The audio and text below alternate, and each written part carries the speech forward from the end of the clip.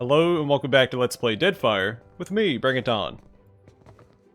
So I do believe that we're done with Queen's Berth for right now. And I think we'll head to the Gullet next.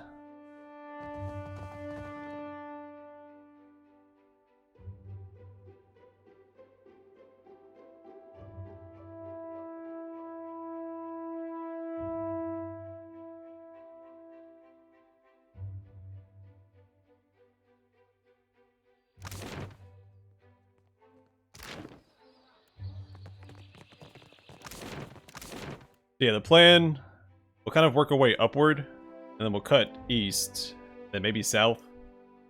It says it's locked, but I think that might be because we haven't exited from the Gullet yet.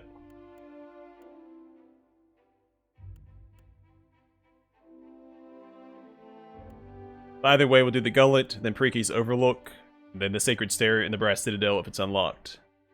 And we'll save the Serpent's Crown for last.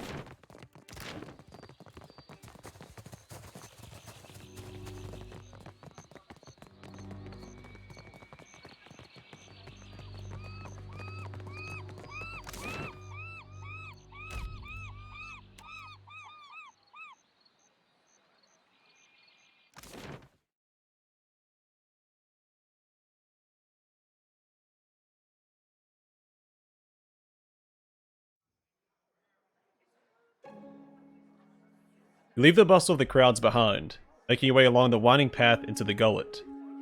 For a time the path ascends the mountain. Even so, the cramped walls and rundown Juana buildings close in around you, obscuring your view. You come to a dark passage cutting through the mountain, just wide enough to accommodate a wagon. The path here descends steadily into the rock face. After a lengthy journey through the dimly lit tunnel, you come to the gates of the Gullet. The stench hits you first, a foul mixture of rot, stale air, and bodily odors. You notice a guardsman pushing a cart heaped high with moldering food, which must account for some of the smell.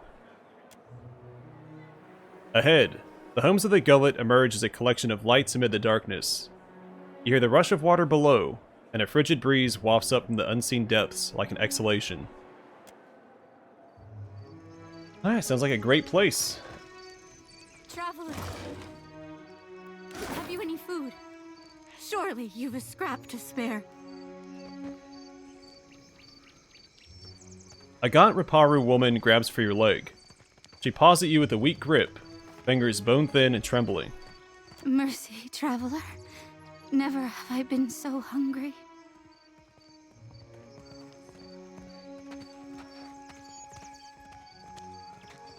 You have no access to food.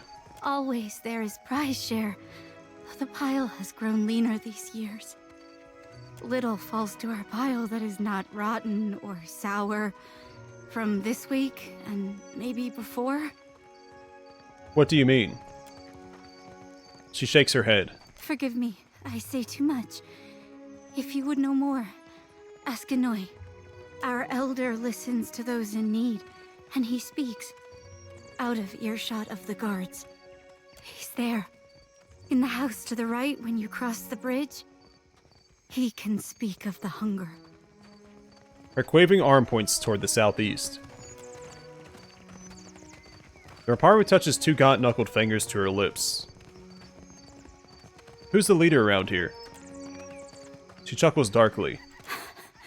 The Gullet is a lawless place, forgotten. The only authority here is the Matarus, and they don't work on our behalf. But if it is a wise man you want, seek Anoi in his home. He tries to keep us safe and fed. He does not always succeed, but he does try. Trying's worth a lot down here. So I'm going to give her food in exchange for the information she gave us. As a gold-packed knight, I see that as kind of a contract. I don't think that it should be benevolent, but that's fine. Give her some food. The woman snatches the food from your hands with surprising speed, eyes darting a glance for any onlookers, before she shoves it between her teeth. She gnaws desperately, swallows, chokes, chews again, and speaks with a mouth half full from the next bite. Thank you. I'll share it, I swear. Thank you, traveler. Walk away. Yeah, Gold Pack Knight understands payment for services rendered. Half-eaten food scraps litter the pile. A rancid stench rises from it.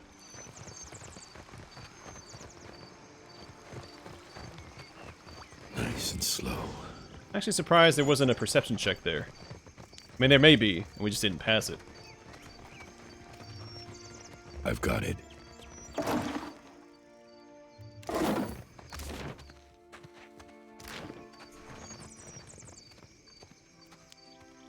Sweet incense masks the odor of offerings, rotten fruit and spoiled fish. That Dawnstar may be able to help. What say? Help how? Poison me? Akira, no thanks.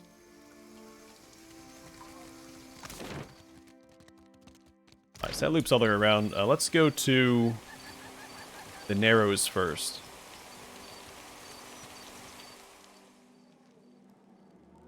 You enter a dim alleyway that reeks of urine and torch smoke. A long passage stretches to your left and right. Shadows move in the guttering torchlight, but they're nothing more than shapes at this distance. The chatter and bustle of the gullet continues behind you. Go left. This tunnel ends, but another branches off. The only sounds are the crackling of torches and the steady drip of water. Go right.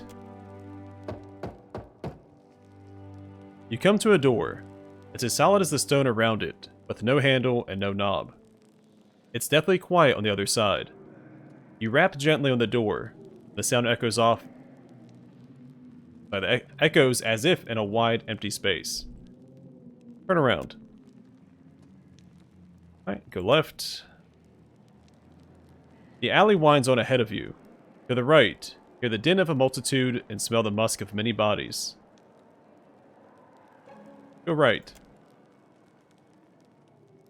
The tunnel broadens into an exit. Through the passage, hear the tumult of the gullet, the shouting, wailing, and laughter of hundreds of Riparu. The stink of garbage wafts toward you. Alright, turn around. And go right. You trudge along the darkened passage and reach an intersection. The tunnel branches off to the right. You hear the distant murmur of voices down the darkened path, but see no one. Let's go right. The tunnel branches to the left. The floor around the entrance is spattered with something as thick and dark as tar. It looks like Svev. Great. Go left.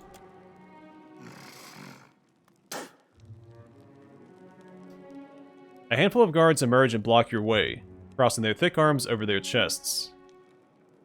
One of them spits a viscous, black glob at your feet. He rolls a dark plug between his teeth. Better head back, friend. Its invitation only passed here. Okay. The floor around you is stained with dark wads of phlegm.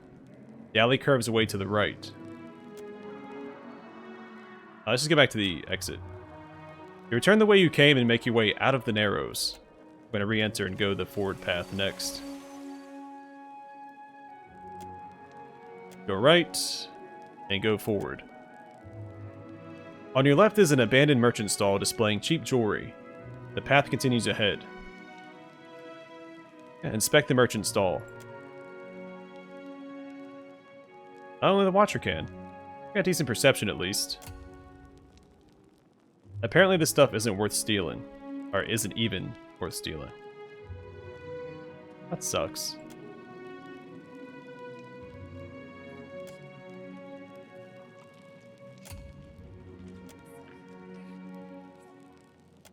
Alright, have an idea. We have, I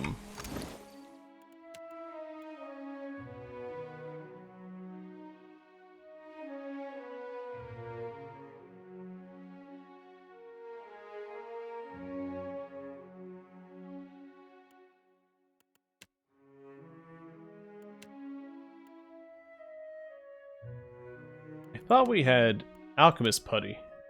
Or, sorry, Thief's Putty. Can I craft it?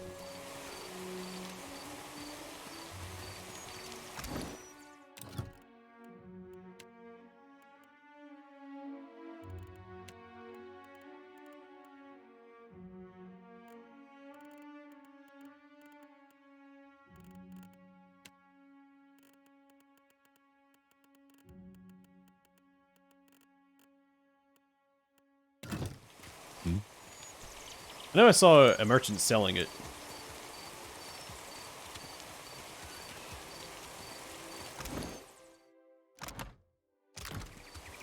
I don't think that any of the animal companions we have give us a bonus to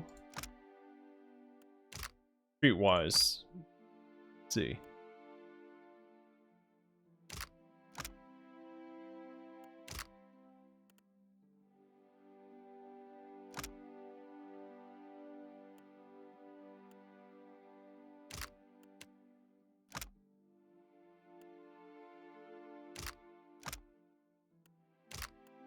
Alright, so just make a note of that, and we'll come back here later.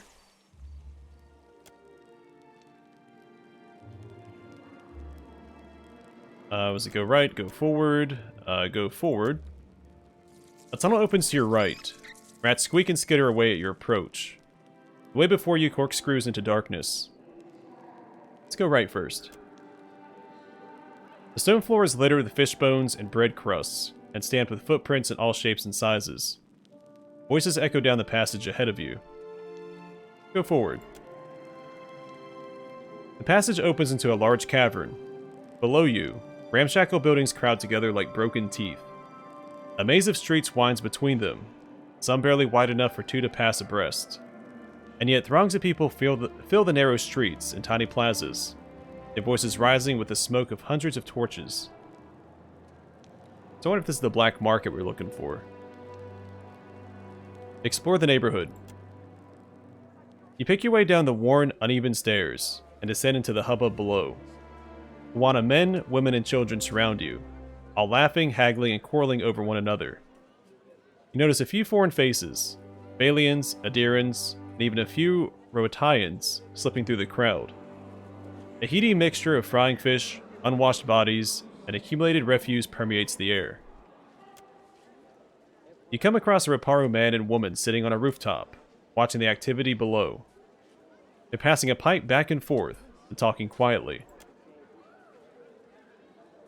He gnaws the end of the pipe nervously. My neighbor disappeared near the Undercroft weeks ago. She shrugs. Always smugglers and pirates lurking there. Some of them turned to slaving. He nods, taking a puff. That's for what I stay away from Delver's Row. Plenty of bad sorts there. She holds out her hand for the pipe. A Kara. But they are the only sorts who pay. They lapse into silence, smoking peacefully. Continue exploring the neighborhood. You come across a corner where a pair of thugs, a man and a woman, have surrounded a Huana man. He has a potbelly and a nervous expression. He's backed himself as far into the corner as he can. The thugs advance. It's an exchange. You pay us, and we don't hurt you.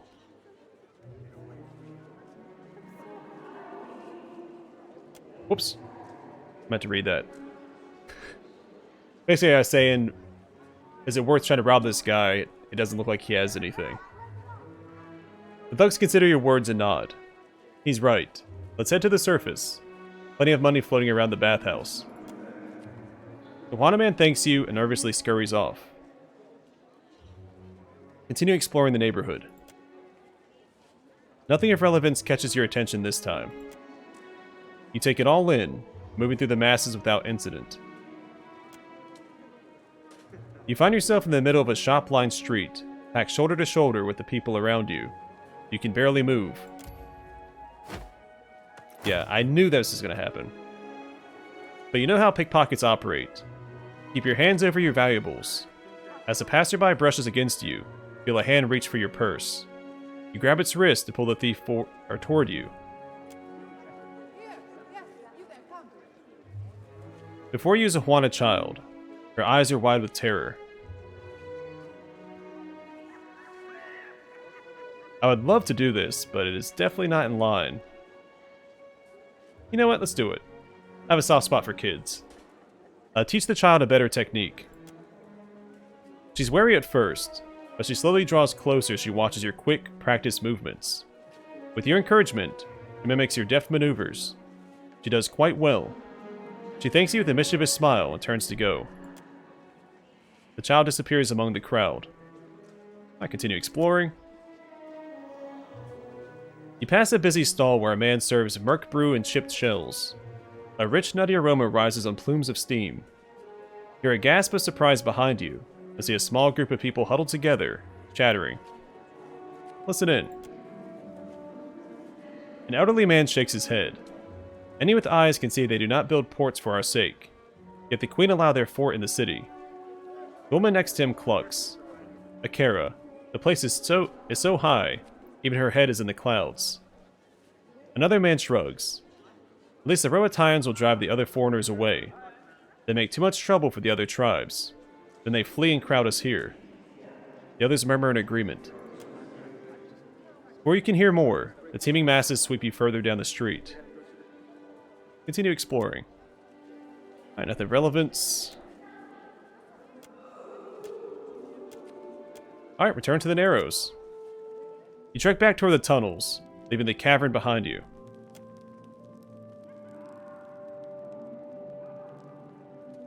Alright, we want to go forward, and then I think to the right.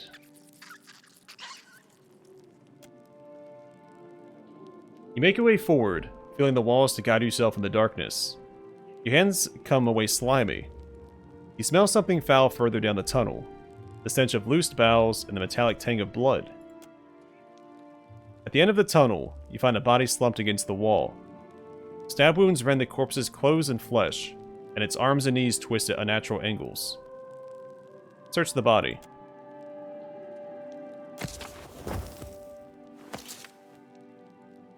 You find a small note stuffed in the dead man's pockets. Read the note. Ulag. There's a new shipment for your Roparu friends waiting near the lift in Delver's Row. Come get the food before the cave stink rots it. Your mad captain, Morena. P.S. Give the old man my regards. I put an extra koiki in there just for him. P.P.S. Don't say I never done anything nice. Alright, so the old man's probably referring to the leader that the beggar was talking about. And I wonder if this is the guy's neighbor that went missing.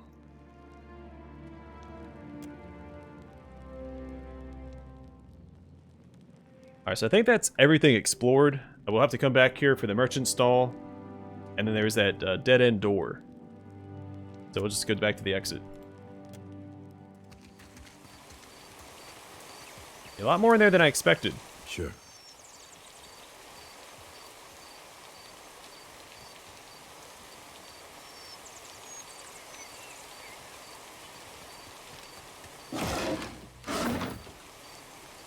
Icus.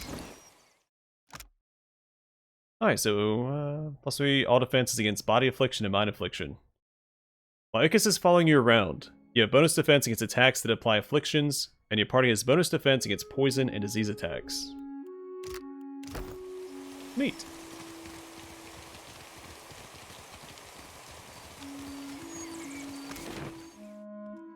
Alright, Pitley Sanctuary.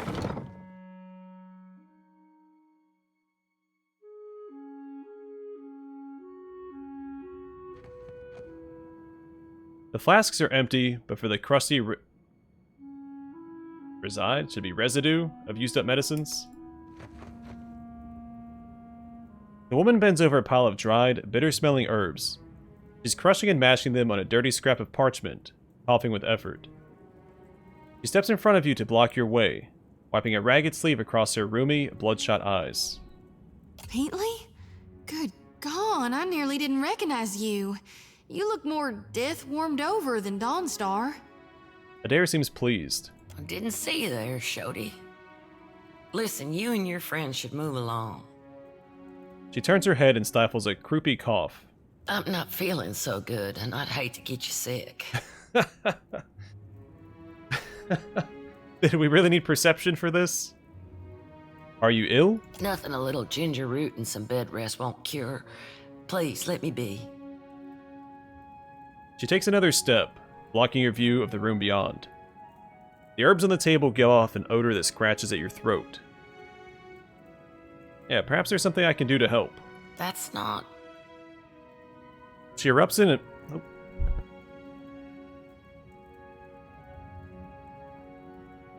Excuse me, I had a sneeze come on. She erupts in a fit of coughing. As she catches her breath, She gives you a closer look. Wait, you're the one someone in the other Dawnstar's been talking about. She lets out a rattling sigh. In that case, maybe there is. There's some sick Raparu in the back. Not much I can do for them now besides keep them comfortable. I wonder if this dialogue would have happened if I turned to leave anyway. She looks at the crimson speckle on her wrist. And hidden. Is that wise? Keeping a room full of sick people in the most crowded district in the city?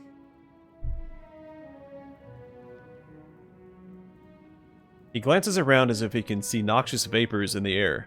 It's better than leaving them to wander the district.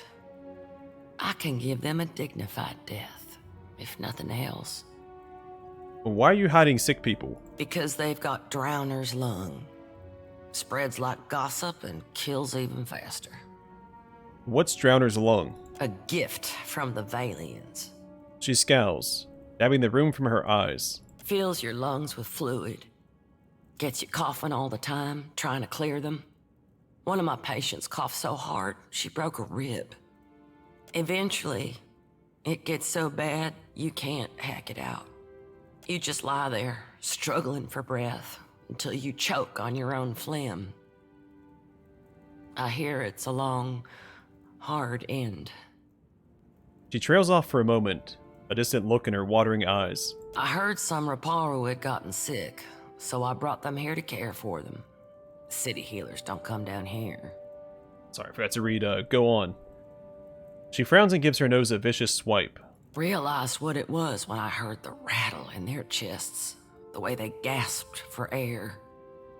She wipes the back of her hand on her leg and shudders. Only cure is an elixir made with pine seed oil. It costs a lot, though not nearly as much as an epidemic. Still, if news of this outbreak gets out, these poor souls will get tossed into the old city. No one with any money in Nekataka spends it on the Raparu. I see. Is there any way to get a cure? You can get nearly anything on Delver's Row. Only trouble is finding it, and paying for it. Unfortunately, the children of the Dawnstars don't have many connections in this part of town. She turns away, whooping and hacking into her arm. But I bet you could find someone at the tavern who knows where Delver's Row is. She shrugs. I think that's where we just were.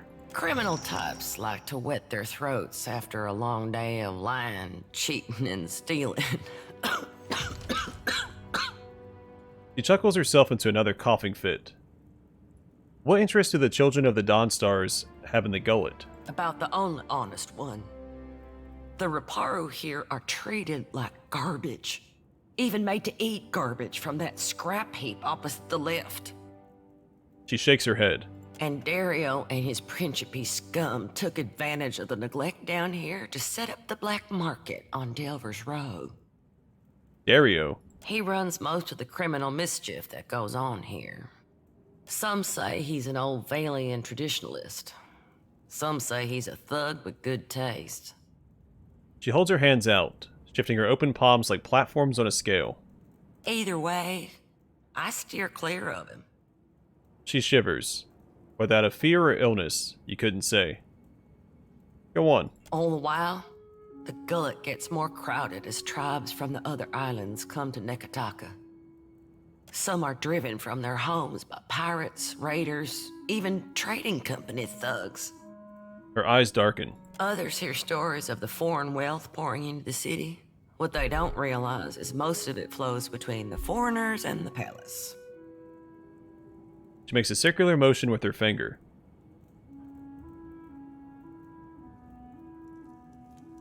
So the Dawnstars are helping out. As best we can. Most of us came from Raed Saris after the Vorlis plot and the Saints' War. Or we were born to families that did. We remember what it's like to scrape by. Her eyes stray to the stain and spotted floor for a long moment. I don't agree with this. But we'll mention it anyway, just for more dialogue. Then maybe Delver's Row spread some of the wealth down here. That's what Dario and his people say. They recruit Riparu to sneak things from the docks, report on meetings between traders. She grimaces. I can't blame the Riparu. Not when the alternative is eating from a trash pile. But I don't trust these Principi any more than I do the trading companies. She folds her arms, shaking her head. Difference being, lass, the Riparu be their customers and confederates alike. To the company bilge barnacles, they be only product. He taps the end of his snout. And whenever the city authorities finally crack down, the Riparu will be caught in the middle. I see. Some days, I think maybe this is why Aethys brought us to Deadfire, so we can do some good. Other days, I'm too damn tired. She arches her back, popping her spine. I've already asked her this. About the only on and Dario and his Principi. All the while, some are others here still. Other days, I'm too damn tired. Alright, farewell. We have another quest, right?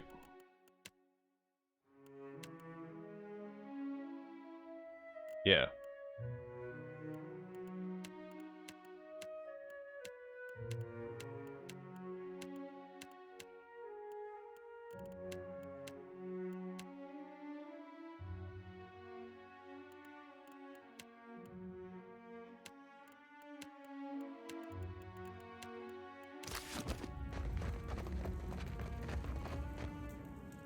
Scrawled prayers, some in Huana script, are stashed in the shrine.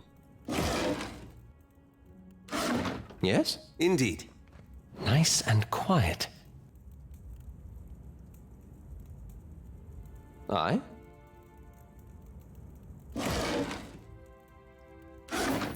How may I help? A bitter-smelling sludge fills the cups. It is difficult to speak. Yeah, okay. We'll take that. Let's take a quick peek in here.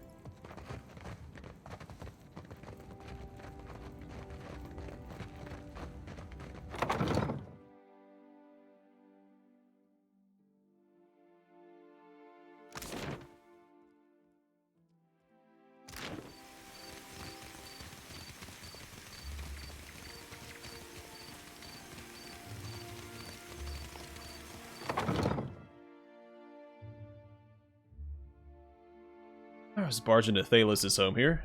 He was the one that she said was the leader. He's not at home right now. Will do. Means we get his stuff. More than my eyes be open.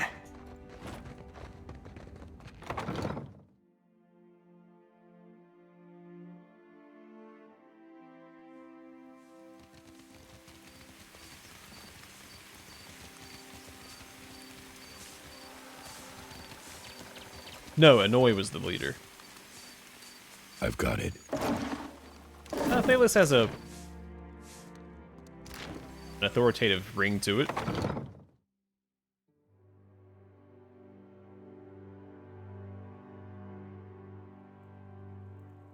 I hear you. Was he? Keeping quiet.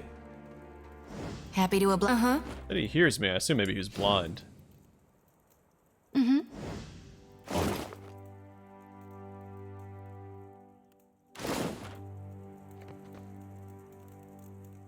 An elderly Riparu man squints in your direction before blinking profusely. He hobbles closer, bare feet slapping the splintered floorboards of his abode. What say you, boy? He peers steadily into your face, blinking faster all the while. The man's arms are as thin as sticks. What teeth he has are yellowed or black from years of malnourishment. Can you see me? How do you know who I am? I see much and many things. I simply do not look with these eyes in the same manner that others do. I have heard much as well. Footsteps like distant thunder. The wind whispers of a watcher who chases Aethys. I also hear the Riparu's heartbeat, grown thready, and pained. Now a watcher comes to the Gullet, as Amira has shown me you would.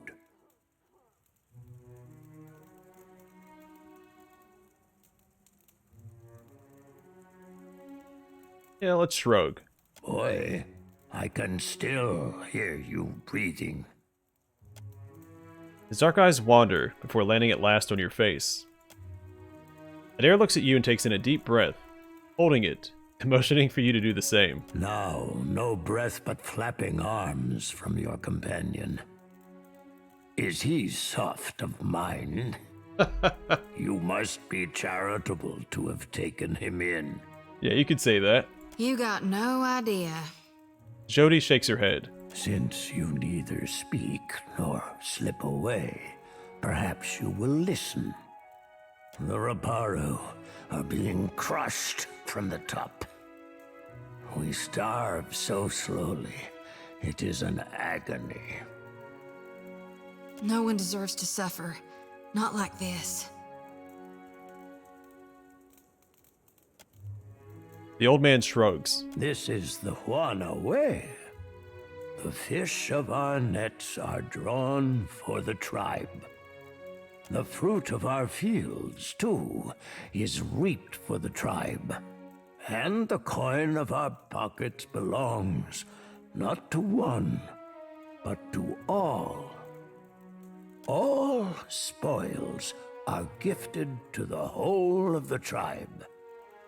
The tribe then partakes from the top down, from the most deserving to the least.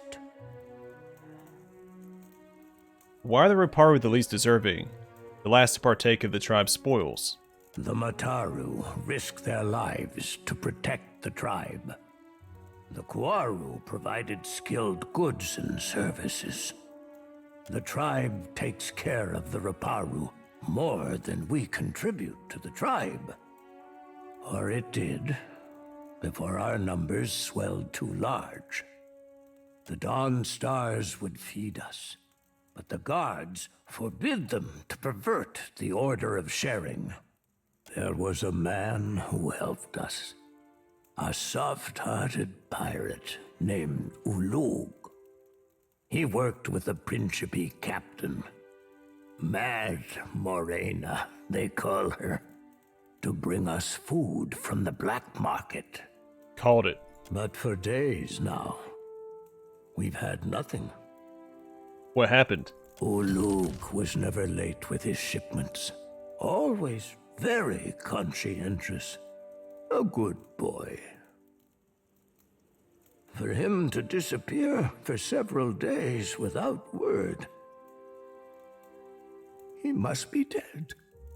The Queen refuses to increase our share of the prize share. Without Ulug's shipments, we will surely starve. I am asking you, what else can we do? So I could go with option 1. I don't think... I'm not here to usurp their way of life. I feel like re-establishing something that already existed would be the easiest way, because Mad Marina is already helping. So let's go this route, and this will also lead us to Delver's Row, where the black market's at. I can re-establish a smuggling operation through the black market. The starving sated and the pirates paid. Everyone's grins and giggles. Savvy play, Cap, worthy of Romaro himself. Terrafin smiles and pats his belly. I suppose this once, the ends justify the means. He strokes the end of his chin. You must find Delver's Row, boy. They keep a lift that will take you down to where the pirates play. Surely you'll find Ulug's contact there. If you do not know your way to the Row, someone at the Hole may be able to help you. Follow the path that Ulug first walked for us. But do not meet his same end. I found Ulug's body in the Narrows. Anoi stills for a moment, only moving to blink his black pebble eyes. Then he takes a deep, shuddering breath and exhales all at once. His damp breath smells like bile and illness. It was as I feared, then. Tell me, how did he die? Was it fast, at least? Painless? Say nothing.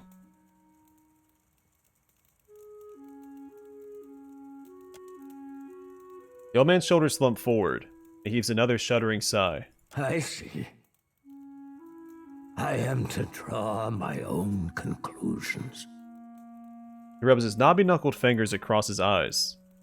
A shroud of exhaustion falls over him, and for a moment, it seems as if he's done speaking to you. Thank you for bringing me the news, Watcher. Unpleasant though it may be. Speak, and I will listen. Who are you? I've lived for many years in this gullet. My skin and bones have withered with each year, twisted harder, so that the Raparu now call me Taki Takiri. Though you can see, I am not very big or much sturdy. If a dispute arises within the gullet, I will see it resolved. That I can promise you. Tell me about the Gullet. What's the history of this place? Both time and tragedy have rotted the gullet into a place of filth and crowdedness. Once, we Raparu lived in a fine neck of the city. That time has fallen, and with it, the ruins of our old city under Neketaka.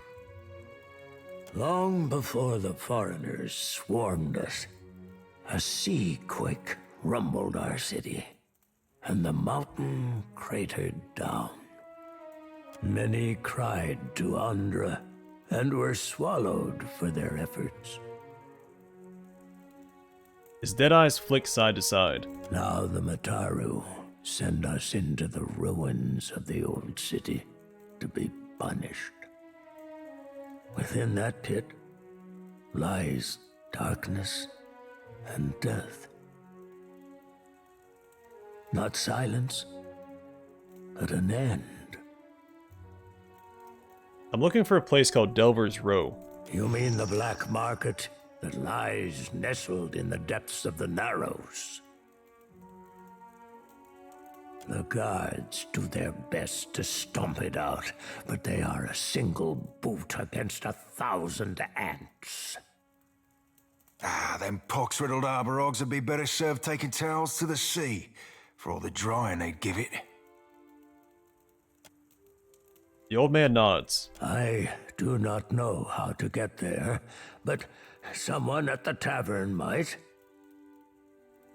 How else can we resolve the food shortage? If we cannot convince the Mataru nor the Principe, I believe the Dawn Stars may help us. Okay, so it doesn't sound like we're locked into a specific path, which I far prefer. Peatly is a child of the Dawn Stars, and has become the Gullet's most cherished healer. I believe she would willingly hear your request for charity. Alright, farewell. Alright, I'm gonna call it here for now. Next episode, we'll continue exploring the Gullet. And go from there. But for now, thanks for watching. I hope to see you guys in the next one.